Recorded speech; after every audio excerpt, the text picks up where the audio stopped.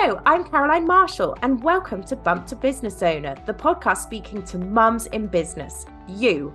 I'll be in conversation with some of the most inspiring women and mothers in enterprise about their journey, how they created their successful businesses alongside raising their children, and what that looks like in work and family life. Hello and welcome to today's episode of Bump to Business Owner. I am your host, Caroline Marshall, and today I am so excited to welcome Harriet and Katie, the founders of Nugget Savings. They are two incredible founders on a mission to completely shake up parental leave pay. Katie, having just navigated maternity leave as a self-employed mum, which as many of you know comes with its own set of challenges, is now in the thick of it of toddler life with her NICU baby. Harriet, currently single and child-free, hopes to start a family someday, but is deeply passionate about this cause. Together, they're working to revolutionise maternity and paternity pay, not just in the UK, but globally, ensuring families are educated, financially prepared, and excited for the arrival of their little ones. And fun fact, this is Harriet and Katie's first ever podcast appearance, so it's going to be an exciting world premiere for Bump to Business Owner. Guys, thank you. Thank you for having us.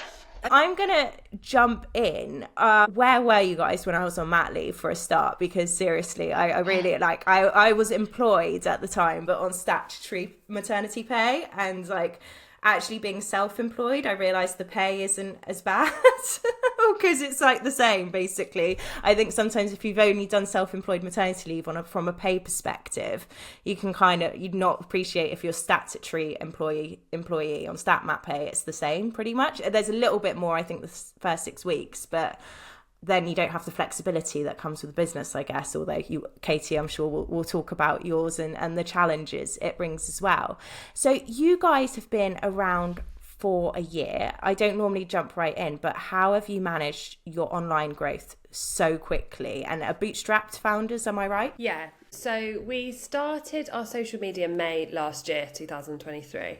Harriet and I have been discussing the problem of maternity pay and doing a lot of research since the February, trying to work out what the core problems were and then how to change it. And I had previously run a nightwear brand, so had experience in running socials and had really started to see quite a bit of success on my socials for my nightwear brand. So I said to Harriet, I think the best thing we can do, even though we didn't have a product and we didn't have even an idea of where we really wanted to go, was just to start making videos about maternity pay. So our first ever video that we did was vox popping in a pub in East London, and we were just going around asking people, do you know what maternity pay you're getting? Do you know what the paternity pay is? And just trying to have conversations from there. And then we started quite a brutal schedule of posting twice a day on TikTok every day and once a day on Instagram every day. We've only just ramped that down a bit, just because we just don't have the time to keep up with that schedule. So we were doing that, and we were making videos just really simply being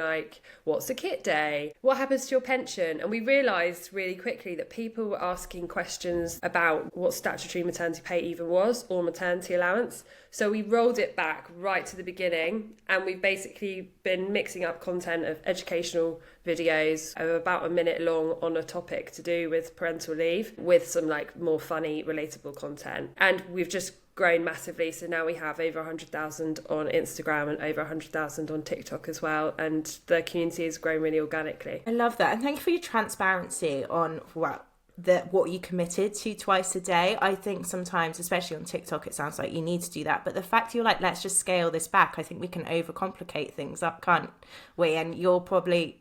Is it a huge part of your brand was raising awareness? And that's the start. So it's what is stat mat pay kind of thing? I didn't know before I was told what I was getting. Yeah, and I think it's a huge reason why I wanted to start Nugget in the first place, is that I felt like I wasn't really educated on what maternity pay was, and I just kind of assumed that because we were in the UK with the 6th richest country in the world, that we would have decent mat pay. And the reality is, for a third of people who are only on statutory, it's really not. So, and I didn't know the numbers around it. And I think once you start projecting the numbers, it's quite shocking to people. And that in itself gets attention. Just by saying it's £184 a week, it's 47% of the national minimum wage. When you lay stuff out in a certain way, it delivers a message that has an impact already. Yeah, and I guess it's also how long is it been at that level for, because we look at the cost of living and we all know the cost of living has gone up versus salaries, but how much has it gone up versus maternity pay? Because I think that's what I was getting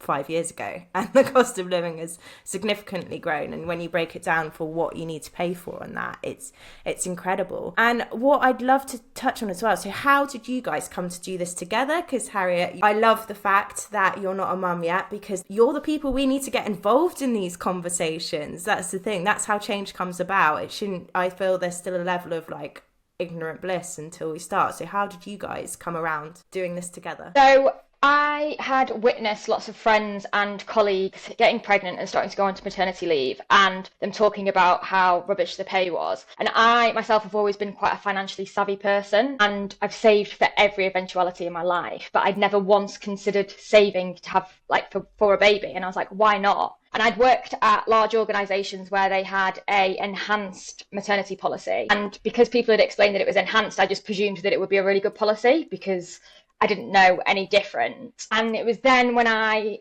started moving around jobs and I started to really look at things, and I was like, goodness, I should have started saving for this a long time ago. But this is the conversation that I'm having with my friends regularly as well. But it wasn't just that element of it. It was a lot of my friends were feeling stuck in jobs because they were staying in businesses for a long time so that they could get a good maternity policy. And they'd end up staying 6 years because if they wanted 2 or 3 kids, they felt like they couldn't move around. And it just felt like something needed to change, because why was I only thinking about this at 31? I should have been thinking about it before then, because if I were to get pregnant, I'd have 9 months to save, and it's just not long enough to make up that shortfall. So there was just something that needed, I knew there was something, and the cogs started whirring in my head, and I just started talking about it. And then one of our mutual friends put Katie and I together. Katie slid into my DMs one day.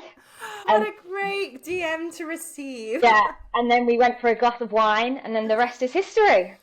Everything good comes out of wine. I love that. But there is so much to touch on there, because I feel, I'd love to know your thoughts on this, Harriet, from what you said exactly there. People end up stuck in jobs, and I wonder if that contributes to that untrue thing of, once they become a mum, they don't care about their job anymore. But the reality is it's not that. They're stuck in a job they don't really want to do for those reasons, or they feel they can't progress. And so they're just like, wow, I'll just do this until my kids are ready, until I'm ready. And I wonder if that untrue narrative comes a bit from that. Yeah, I'd definitely say it's an untrue narrative. I've had so many conversations with so many people where they say that they want to move jobs, but because of, it's not just them thinking about getting pregnant or them being pregnant and missing out on the maternity pay, but they're wondering in job interviews, are people going to be like, she's of childbearing age, we're not going to hire her? And obviously we're not allowed to discriminate in this way, but it still does happen. So I think there is that worry as well. And also there's the uncertainty of moving from job to job. Companies aren't transparent about their parental leave policies, so they don't know what they're moving towards in terms of they've got no idea about that. You can't plan for the future. Yeah, well, I was at a startup that had no maternity policy until I got pregnant, and it was a team of like 35 women at this point, at least half probably of childbearing age. And I think you also touched on it a minute ago, Harriet, where you said, we were told it's enhanced maternity pay, so I just assumed it was good. And actually a friend of mine was the same. She worked for a big estate agency, huge, and they kept banging on about how great their policy was. And then she showed it to her mum, and her mum was like, no, this is like what we do as a small business with statutory maternity, because we can literally only afford that. This is not good. And do you think there is an element of that promoting, it's like toxic promotion, that it's good when it's actually not? Yeah, I think there's just a question in my head, like, why aren't you being transparent about this? Like, why are you just using the word enhanced? Because if you wanted to be really transparent about it, if you had a great policy, you'd probably like shout from the rooftops, like, oh, we offer X, Y amount. And we've actually seen like the power of that happen. We obviously keep up to date with all of like the big companies and the changes that they're making in their parental leave policies. And recently a company updated theirs. We put it on our social media, and within 24 hours it had over 150k people watching it, and other people commenting on it saying, my company does this great, my company does this great. So when companies are doing good things and they're shouting about it, people like to see that. But it is quite worrying when people just like will only say like the enhanced element and not divulge any more information. Yeah, and it's almost like you're saying it's their own PR. If, you know, you're at a great place as an employee, you're going to be like shouting to the hills that you've got a great maternity pay or maternity leave and return to work, because we know it's not just about the pay as well, but I think this is definitely the area we're going to focus on today. And Katie, so you are a self-employed mother and self-employed when you became a mother, and I read a comment that you said you hadn't experienced misogyny slapping you in the face like it did with motherhood. So what ways did you experience that? I have a very equal relationship with my boyfriend, and he's brilliant and it helps around the house and, everything like that. But in the first months of having a baby, I was furious because I was just expected to be the default parent, and that's not just by him, it's by everyone. And it just was the way that his job worked, and I also wasn't on maternity leave. I was still running my business with a newborn baby, so I felt like I wasn't even having the time off work. So I just literally felt like I was doing both things and not getting any let up whatsoever.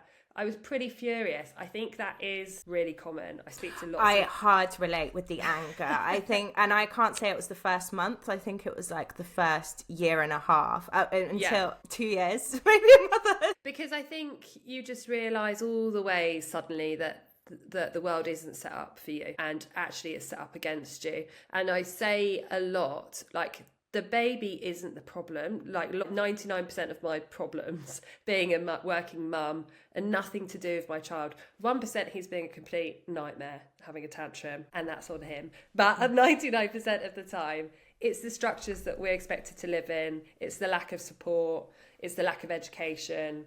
It's the unrealistic expectations. It's just being constantly drained from every aspect of your life, and really not only not getting any recognition, but actually kind of been looked down on a little bit, I think. So, yeah, I feel like, I was a huge feminist beforehand, and I'd had lots of other horrible things happen to you, with like men encountering all the sexual abuse and stuff that we get on a daily basis as women going through the world. But I was really struck by becoming a mum, what a turning point that was, really, and just seeing kind of like structurally how held back we are. Yeah, and I love what you touched on then, kind of looked down on. Like, I've experienced it as when I've been around younger women a bit, and I'm not blaming them. I think it's a societal issue of being like, oh, well, you're a mum kind of thing, and you're like, you have no idea what I've been through the past few years, and I'm still trying to fight this so you guys can go through it a bit easier kind of thing.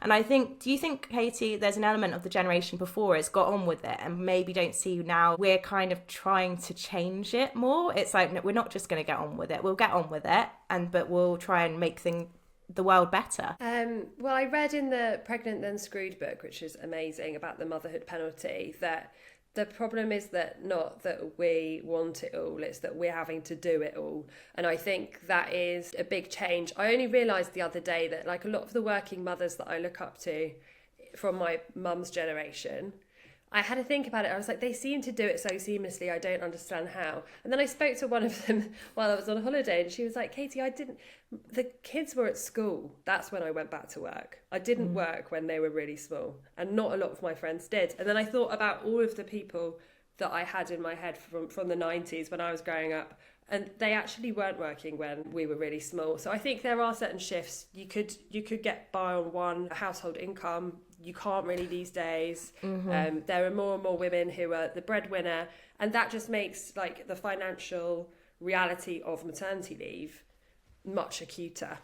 Yeah, and and then even I think it's kind of forgetting when they are in school, because my eldest is, and there's school hours, and if you're in a traditional job, that doesn't work either. So it goes hand in hand with the flexibility piece, and just also like going back to that anger you were feeling, because if you're okay to talk about, I know you are like myself, your baby was intensive care, and I'm just thinking, I was second time round, I had a service-based business, so I was like, right, I'm taking a break this time and it's going to happen. How did that feel, feeling like you did have that business when you were going through such an intense process and also recovering afterwards? I think, God, well, I had to have some therapy. I had to do some CBT to go, because I had a bit of post-traumatic stress. But I think you just go through it, don't you?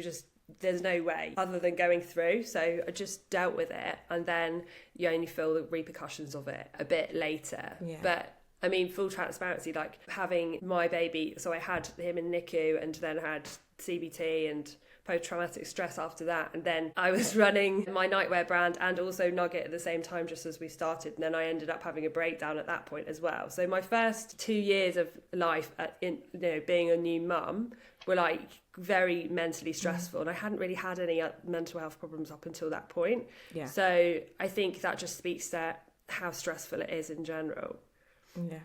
And thank you for sharing that, because I think it's so important, because we're never here to fearmonger, but yeah, I had PTSD as well, and it is, I think, when you're a highly functioning woman as well, like you clearly are with your businesses and getting on with everything, I think we can easily fall through the cracks. So thank you for sharing that you kind of realise that, and that takes a huge amount of strength. That should also another reason why mothers should be respected and not looked down on for the outside challenges of that you're trying to do outside your founder life. And what did it look like with juggling your nightwear business? Because I think, just for full transparency, I think I got to a point, even though I was in lockdown with my second, so there was less going on, when the world started opening up and I started doing more business, I felt kind of guilty. I should be doing more. I'd never done the traditional parent leave of like going to coffees. Like I did do that, but not as, I didn't have the free time that mothers do on maternity leave, because I took 6 weeks the first time and then had a business. How did that look like for you, Katie? Did you feel has it felt right for you? Because I feel, actually, looking back on it, it felt right for me. I don't feel I missed out, but I think at the time I was like, I feel like I should feel this way. How's that felt for you? I was very resentful, and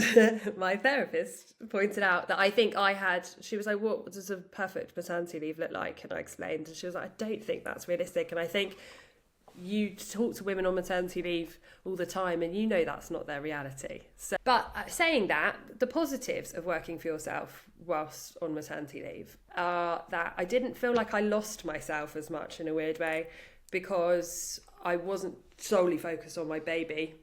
Don't worry, he was like perfectly fine, but I had something else to keep me going as well. So I didn't lose my sense of identity, which I think can happen quite a lot for new mums. So that was a positive. And I did lots of great things, and the business was great at times, but it just was quite stressful. Saying that, I mean, if I have another baby, I don't think I'll step away from Nugget for very long. So I think that's it. And actually, I've thought about this loads, because I've spoken to women who've taken the full year, full shebang, and they've really lost themselves and struggled. And I'm like, if we were to rewrite maternity leave, would it be that way, do you think? And also, because also there's times, having gone through these times when the kids start school and they're phasing in, you could really do with a bit of a break from work and not that stress. And I actually feel like maybe we'd phase the maternity leave period a bit more, so you don't lose yourself, but you're still there at the times you and your child need it. Yeah, I'm quite interested in shared parental leave. I think that's something I'd consider doing for another baby, and just dipping in and out of work a bit more. Everyone finds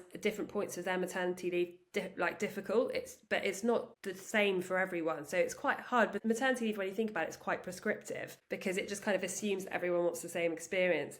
And it would be nice if it was more malleable and we could test the waters, or maybe change our plans. I mean, employers are never going to do that because they'd hate it, it'd be too uncertain. But you never really know how you're going to feel about being a mother until you're a mother, and what your experience is going to be like. So it's quite difficult to guess what you're going to want for the next 12 months. Did anyone try to tell you, Katie, that you'd feel less about your business? Because I definitely got that a lot. Not the second time round, because I think then people were like, that's just the way Caroline is. But it was definitely like, oh, you'll change, work won't be as important to you. A little bit of that kind of patronising way of saying it. I don't think anyone did, to be fair, but I felt differently, and I was running a fashion business, and I just was like, do you know what? I don't care about fashion anymore. I love that, though, that you can embrace that. I just kind of had lost that passion for it, and that's why, when Harriet mentioned a business about maternity pay, I was like, okay, yeah, this is definitely something I could get behind. Oh yeah, and it is quite incredible what you guys are doing. And also, I'm kind of interested to know about flexible working from your guys' side, because I do speak to mothers on this podcast, all motherhood journeys, and I think sometimes women further along in their motherhood journey, because it's been a while since they've done maternity leave, and we've had COVID since then, we've had loads of businesses go with flexible working and more campaigns for it, but equally we are seeing a bit of a pushback now with white pale male stale men and Amazon calling back to the office. And I'm wondering what your thoughts on this, on are we going through a phase where there is being a pushback and we've got to keep pushing on it and things maybe aren't better now? I'd love to get your view on it, because I think Pregnant Then Screwed are like worried that things are actually getting worse since 2016 on the flexible working front. Yeah, well, I think we've seen flexible working work so amazingly during COVID and post-COVID, and what that's done in terms of allowing women to pick up their kids from school, parents, not just women, and do things around the house without having to lose all that time in commuting. We were at an event yesterday and somebody raised quite an interesting point, that she worries that for some women that actually pulls you back a bit because you're ending up doing everything again. So you're at home and you're there to do the washing, and you're there to clean up quickly, and you're there to pick up the kids. And that actually a lot of the men are going back to the office and women are staying at home, and that can be a hinder to people's careers. Yeah, no, I fully agree on that. And that's why I get out as much as possible for my husband to remember it. Actually, I get out more than him, I have to say. But no, I think that is a really important thing to raise, of like, not everyone is meant to be working from home all the time. And we shouldn't be seeing that work from home equals also doing all the emotional and admin, which again isn't parenting, because then you'd easily be accused of, well, you wanted kids. And like, well, it's not the kids, it's the stuff.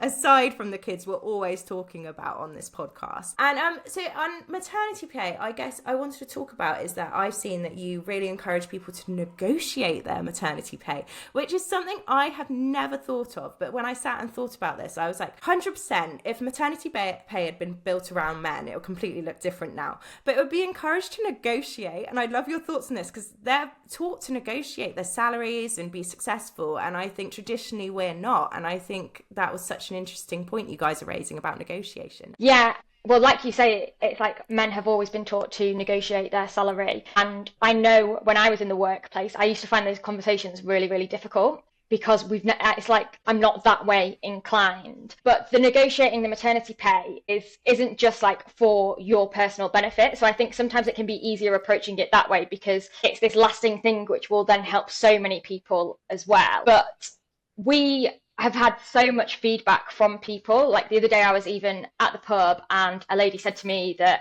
she'd been following Nugget and she had managed to negotiate 3 months full pay, gone up from statutory, and her husband had done the same for paternity, and one of her friends had also managed to negotiate 6 months as well. And she was saying that she'd never even really thought about doing that. But we just think our favourite thing to say is, if you don't ask, the answer's already no. So you don't know what the answer is going to be. But I think we as Nugget have built this database of parental leave policies, which is crowdsourced completely. Number one, to help create transparency, but this is also really good to help people negotiate their parental leave, because people have never had that data before. They've never been able to benchmark against other companies. So it's a good way to look and see, is my company offering something fair to like the same size company or the same kind of industry? When it comes to negotiating, it's good to have a support network around you as well. You're not going to be the only person in the business who wants to negotiate a better parental leave policy.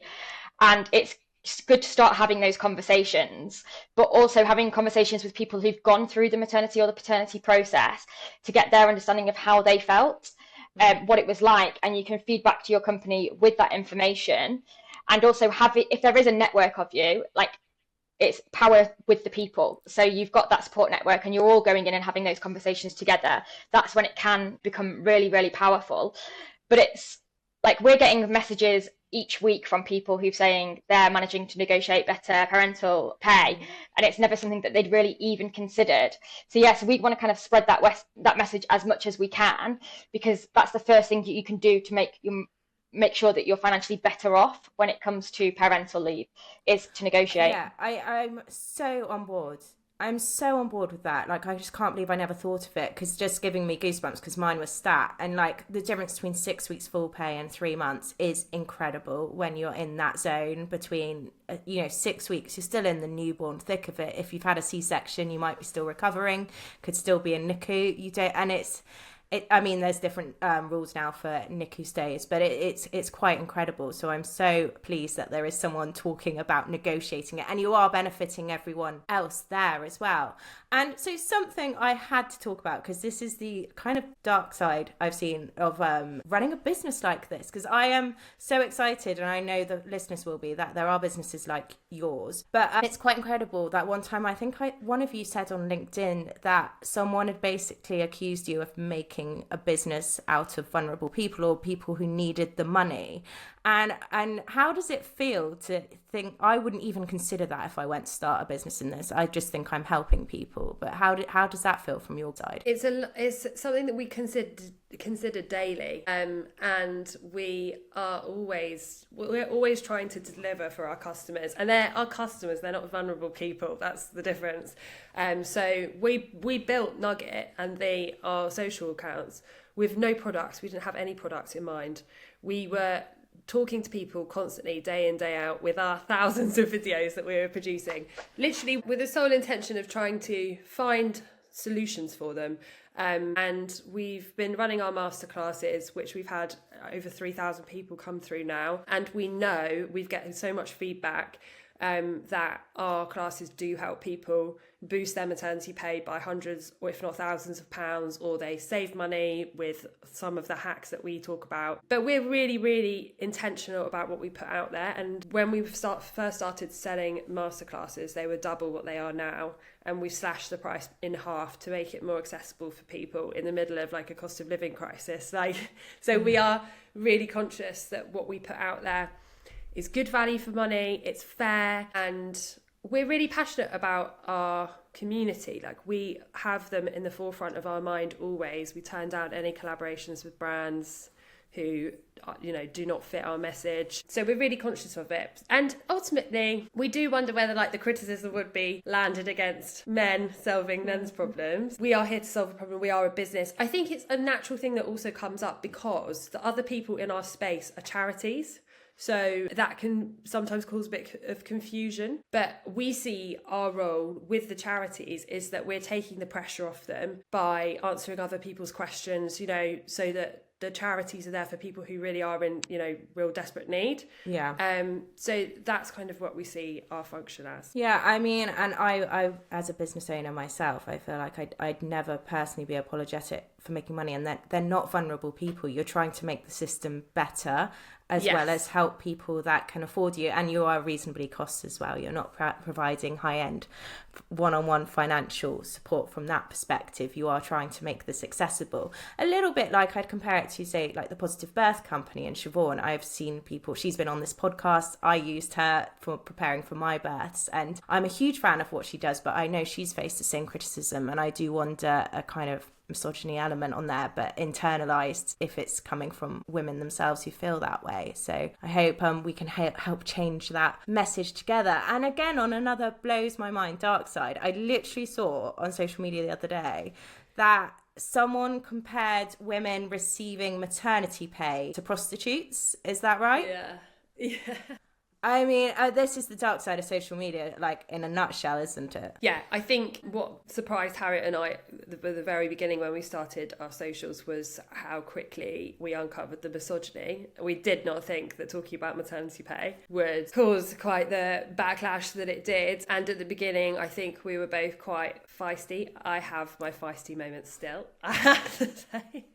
I haven't got that completely under wraps, but yeah, it can be difficult. It can be, it's very difficult actually to describe what going viral is like, particularly when it gets nasty, and particularly when it's so misogynistic and it's not really about anything other than they just hate women and they think we're all scroungers for birthing their children. So it can be tough, but ultimately they're not our audience. Their opinion doesn't really matter to us, and that's what we have to bear in mind. It's not your audience, but how have you managed it? Like saying you're both clearly feisty, and you know why you're doing this, but still, has there been any ways you've had to manage like that yourself to step away from it? So I think for me, it's just not like there's been times when videos have gone super viral and the comments have just not been very nice. It's just to try and not engage. But then sometimes we'll have a bit of fun around it, and Katie and I will have a glass of wine and then just laugh about how silly and stupid these comments can be, because otherwise it really does get you down. I thought that I'd be able to switch it off, like those nasty comments. I thought I'd just be able to like just pull a curtain and not be able to see it, but it does affect you because you think this is happening like in this world, like, and it's not fair. And yeah, it makes you so angry, but you do just have to try and switch off from it. And it is easier said than done sometimes, but sometimes we'll just angrily voice note each other and then we'll let it go. I think it's best when we don't rile each other up about it. So if like one's angry about something, then the other one tries to calm that one down, and then it works like that. But also it just continues our passion. Like it's kind of a bit more fuel for our fire as well. We like there's still a lot to be changed, and we want to help with that. I think the place where it really gets under my skin, really truly, is when it happens on LinkedIn, because I just think, this is a professional platform. Your employer can see what you're writing, and you still feel the confidence that you can get away with saying utter rubbish, utter tosh, and troll on LinkedIn. And I find that really, really tricky, because again, I think that's coming up against what I feel like is the structures of misogyny. Like, you're kind of allowed to say that even on a professional platform, even with your job attached to it. And there's no repercussions, and I find that quite hard. It's fascinating as well, because could you ever imagine, because the majority of these people would never walk up to your faces and say this stuff, would they? Well, no, but sometimes have you had that? I've had, like, maybe, yes, like in the past, just people, being slightly provocative, like, why would I pay maternity pay? Like, about stuff like that, for their business or whatever. I have had that. Yeah. In real life. Yeah, I would say I've had similar. It was actually we were at a networking event once, and somebody was like, yeah, but why would I want to let people have time off? Like, why would I hire people? And this was somebody who was my age and wanted children themselves, a woman. And I was like, and thankfully Katie had brought her son to the networking event, so I just had to go off and play with him because I was fuming.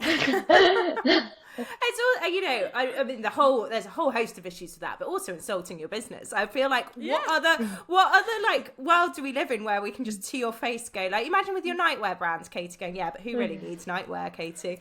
I also had that as well. Well, I know it is that's insane. Aside from everything else, just insulting your business. But I'm not surprised by all of this. It's just I think it's incredible what you guys are doing and what everyone does in women's health, women's finance, because there is a system we're pushing against. And I'd love to hear your thoughts, because I still find it incredible now. We're getting more to the realities of the fact we will be facing a population crisis, which comes with a whole host of issues of things like tax, supporting older generations to retire, things like that. But you've chosen to have kids, so you're responsible for them narrative, and your thoughts on that.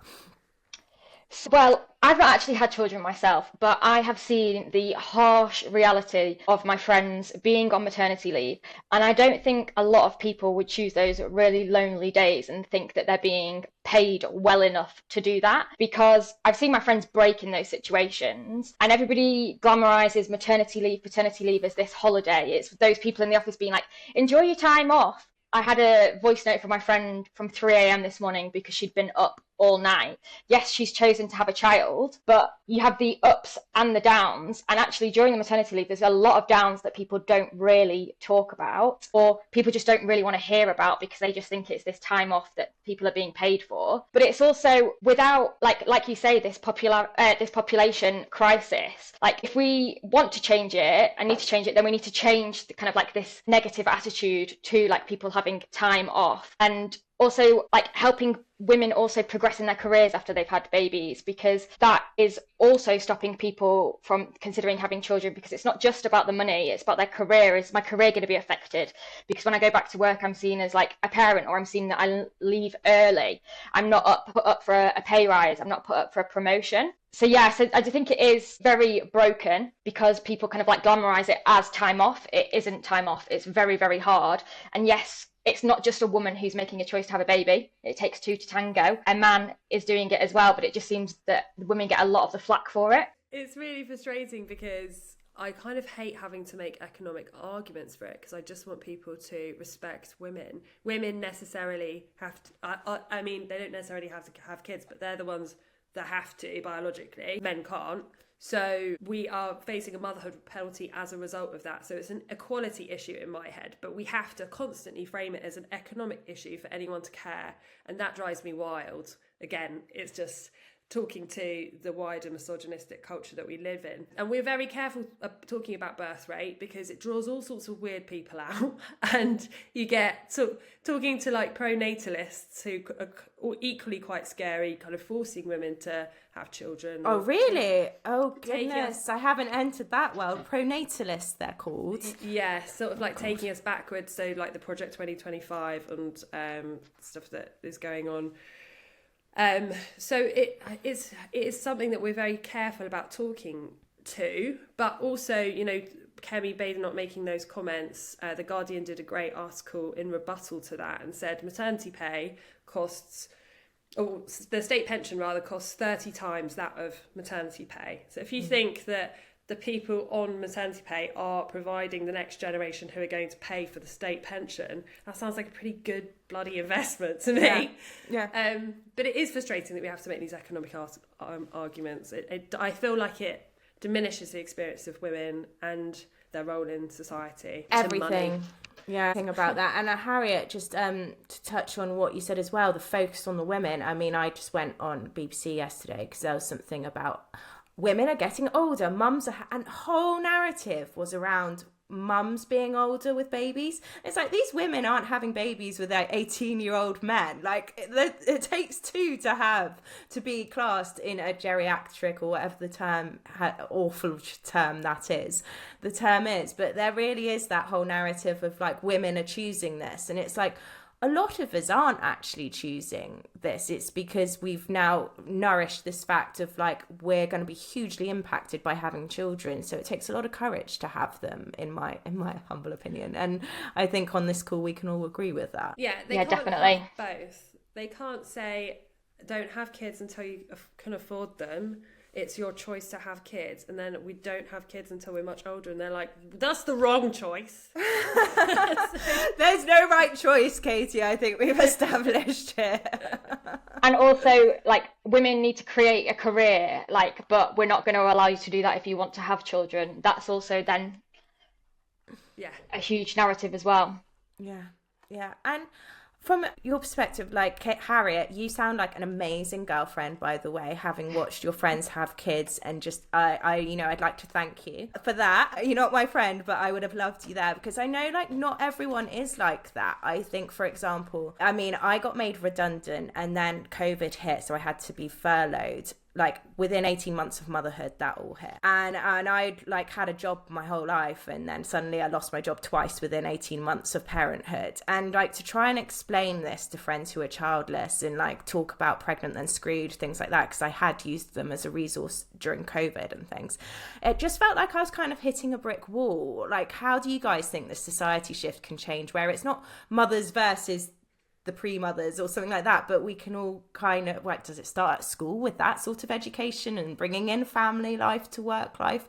I'd love your thoughts on that. So I think from my perspective, up until recently, I think a lot of women just kept quiet about kind of like the struggles that were going on. It's kind of like to do with the mental health stigma. People didn't really talk about when they were struggling. And I think as a society, we are getting so much better at talking about the difficult things and not just like being all, oh yes, everything's great, everything's fine, everything's dandy, because it's never helped anybody that way to pretend that everything's fine, that everything's great. So I think it's about having conversations like this, and it's about just having like at the back of your mind what other people are potentially going through and how it might actually be difficult. And I have had friends say to me, like, I didn't realize like how hard this was until I've had children, and I wish I had supported my friend in this way. So it is just opening up and having those conversations, being vulnerable if you feel that you can be vulnerable, and that is one way to do it. But yeah, I think that's when things will start to change and shift. But I also think in terms of it's not just down to the mum going through these struggles. The dads need to be talking about it too, so that there is like communication going all round. So yeah, with the lads, it's not just like down at the pub being like, oh, babysitting tonight, that kind of narrative. It's them both talking about the struggle. Yeah, I so agree on that, because let's get rid of the term dad never babysits, by the way. And Katie, did you actually feel like that? Because actually that was kind of a hard mirror for me, Harriet. I was definitely quite stoic and couldn't be vulnerable in the first few months because I wanted to look like I hadn't changed. And actually I put this on my Instagram stories, and everyone, like the response to changing, it's such a scary thing. How did you feel, Katie, in those first? Did you feel similar way? Yeah, I was the first person in my friendship group to have a baby, and then my best friend, our mutual friend, had a baby a year later, and she was like, oh my God, I can't believe you did it all on your own. You're crazy. So yeah, I do definitely feel that, but also my friends were amazing, and despite not having kids, they had a lot of empathy and were very supportive, and Harriet is a great testament to that. I just think also the narrative between like childless or child-free women versus mums is made up to some extent, and it just like pitting women against each other. You know, you look at Kamala Harris in the States, like she's getting pulled over hot coals for not having kids. You can bet your bottom dollar if she had kids, that would also be a problem. And I do sometimes wonder whether like the narrative isn't actually between women. Sometimes it is. There's always exceptions to the rule, but like generally speaking, we have women comment who are child free and don't want kids, and they're like, do you know what, like I don't want kids in the future, but fully support women having great maternity pay, and we love that. I'd equally, you know, be in their comments as well, saying like, live your life however you want to live it, we're there to support you as well. Yeah, because it's also how can we help you on your journey, because they're going through something else, even if they're not choosing not to have children or can't have children. And I think that's such a good point, and such an issue with the patriarchy, because we see it in workplaces as well, is women being pitted against each other. And I hate that full stop, because that is not, and that is a case of like not being enough room on the leadership board for more than one woman. That's where it kind of comes from, essentially. And I think it's important actually, like when we're talking about things like flexible working policies, we sometimes get comments being like, this isn't only for parents. And it's like, it's 100% true, but we are a page, our niche is talking to parents. So that's why everything that we have has got a parent lens on it. But I do think it's very important that when we are rolling out these flexible working policies, that it isn't just for parents, because I actually think it makes it more of a problem for parents if all their colleagues are thinking that they're getting an easier ride, or, you know, they're getting benefits that they're not. So I think that's important to bear in mind when we are rolling out policies. Yeah, and I think that's really helpful to talk about, actually, because it's that understanding. This is your niche market. This is what you focus on. Same for me with Bump to Business Owner, that there's community need there. But it doesn't mean I don't support the fact that everyone has a choice, or, you know, I think there's sometimes that, I guess that can be hard as you have a bigger platform. People are like, what about, you know, carers leave and sick leave? And it's like, yeah, those are so important as well, but it's not, you can't cover everything on your platform. Yeah, we've been successful because we've been so niche about what we talk about. Yeah, and that's really helpful learnings for any business owner on here wanting to grow their platform. So coming towards the end now, but something we've had a theme on this season is joy, and especially with my own NICU recovery, things like that, I've really discovered this past year is it's so important, especially for mothers, because to get away from this whole we should be looking after everyone else is discovering our own joy, and it's not just about what our children's joy is. And so Katie, I'd love to know, with everything you're doing, how you carve out moments for yourself. Well, this business brings me the most amount of joy ever. It's the best job in the world. I absolutely love it, and I've been very lucky to find joy in having like a very close friendship with Harriet as well as a result of it, which I don't think you definitely don't get guaranteed, and there isn't anyone that I'd like to do it else, you know, with apart from her. That was a bit of a jumble of words, but you know what I mean. There's no one I'd rather do it with. So yeah, we've had lots of moments together, business and not business related, of joy, and I can only see that continuing. I think as a partnership, we try and carve out moments of joy and celebrate all of our wins and set ourselves targets and like try and treat ourselves and really enjoy the moments where it is going well, because there are lots of moments where it's not. So yeah. Oh, amazing. And Harriet, from your perspective, because I don't want to miss you out, because I know, speaking to founders who don't have children, I think they get more guilt from stepping away from their desk than I do, because I kind of have to, and that's had to be a part of my life. And I'm speaking to female founders, child-free, and they're like, I can't step away from my desk, especially if they come from a corporate background. They really struggle. So how do you do that, Harriet? So for me is just when I am not at my desk, kind of like trying to be as present as I can in those situations. But like it's constantly something that I am thinking about all the time, because the business does bring me so much joy because of the impact that we see that it is making. But for me, it is just being intentional with my time and doing fun things. I mean, my favorite thing to do outside of business is be with my friends and their kids. Like, gone are the days of me wanting to go out to nightclubs till 3 a.m. I love the Saturday afternoons, 2 p.m. at the pub with the kids, and those are like my moments of joy. And there is like nothing better than seeing your friends have children and grow children and like watching them thrive, like seeing Casey's relationship with her little boy and like seeing that kind of like grow and seeing him grow and like us just being amazed by the things that he'll say. Those are like the moments of joy. Like the other day we were with her little boy and I said to him, "You look really good today," and he went, "Of course." And I was like, that's just so joyful. Like, we should all be a bit more like him, shouldn't we? When Yeah. someone gives us a compliment, I'd be like, of course. I love that. Oh, amazing. And also, you guys are up for an award tomorrow. So I hope you're going to win. Is it tonight or tomorrow, your award? Tomorrow. So what is it? It's the Be Creator Awards. So we've been nominated in the parenting category. So hopefully we'll be having lots of joyful drinks tomorrow night, regardless of whatever outcome there is.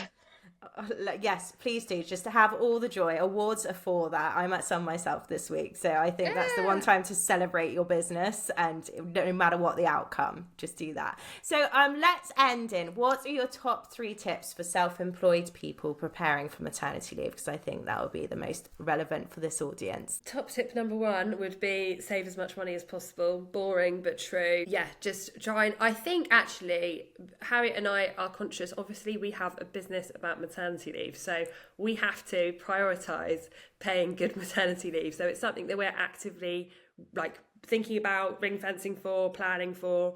And if you're like a single person, self-employed, as your own business, you've got to start planning that into your business and saving it from your money. Tip number 2 would be to use all 10 of your kit days. So you've got 10 days if you're on maternity allowance that you can work, and plan out how that's going to look. Can you set up a client project for 10 days and just get paid for those? You can also keep making passive income if you have a shop or a store, so you can keep that open, no problem, without it affecting your maternity allowance.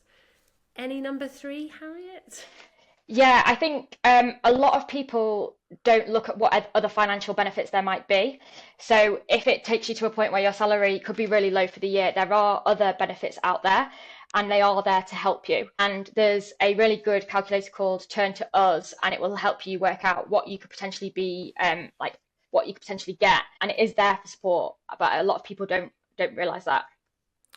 Love that. That's really helpful. We'll put a link to that in the notes. Otherwise, it's been an absolute pleasure, Katie and Harriet, for your perspectives, your realities, and just everything. I know so many will learn from you. And where can people find you to continue their educational journey on maternity and parental pay? So we're on Instagram and TikTok on @Nugget Savings, and we have a membership which we are rebooting in the next week, which is going to be amazing, and that has access to our masterclasses and our Nug base, which is actually so crucial. It's 800 parental leave policies that you can search for. It's the biggest database in the UK. There's a free 7-day trial, so if you just want to use it to benchmark your company's offering and then think about putting forward an argument for improving the parental leave, do use that resource. It's literally what it's there for. Yeah, and it also gets stronger with the more submissions. So if you want to submit your policy, feel free to do so, because it's totally anonymous. And yeah, we want to get as many as we can so we can support other people. Oh, thank you guys. And personally, I know sometimes it might be tough in the online world, but I just want to say thank you so much, because I really believe in what you're doing, and I think it will help a lot of people. So thank you. Thank you.